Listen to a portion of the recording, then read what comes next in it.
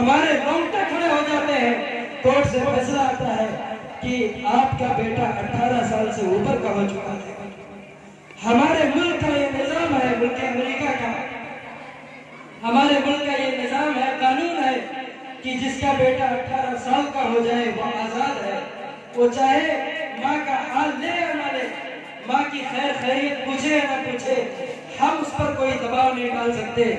लेकिन जिस कुत्ते को उसने खरीदा है, उसको कैद किया है, उसको गुलाम बनाया है, उस बेटे का उस कुत्ते पर हक है।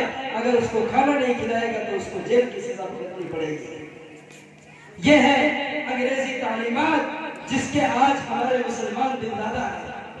यकीन जाने अगर हमने अपने बच्चों को मदारिस और मकातिब की 4 दीवारियों में भेजकर कुरान और हदीस की तालीमात से और जनाब नबी करीम सल्लल्लाहु अलैहि वसल्लम के सुन्नत और अखलाक से आरास्ता और परास्ता नहीं किया तो वो दिन दूर नहीं कि हमारे माँ बाप खून के आंसू रोएंगे और उनके हल के लिए, उनके इस्लाह के लिए तरीके ढूंढेंगे और कोई तरीका का अमल नहीं होगा।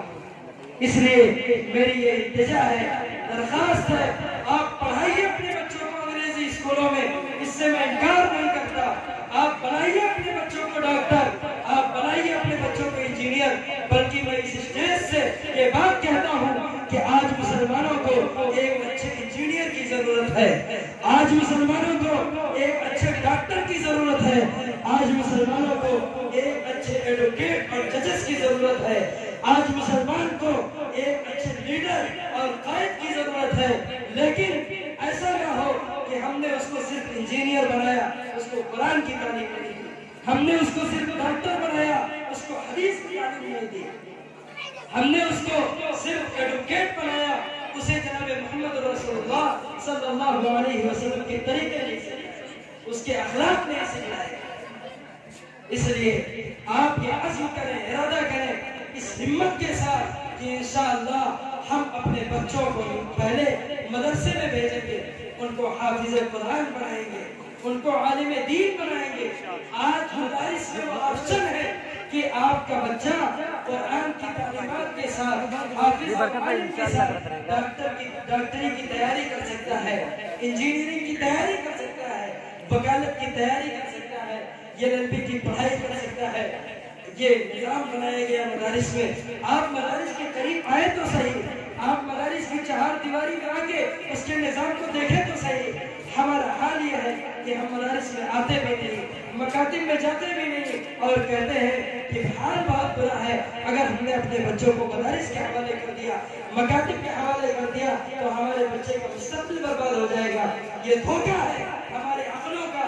हम अपने अक्लों से, अपने अक्लों खिरत से पर्दे को हटाए और आए मदारिस की 4 दीवारी में।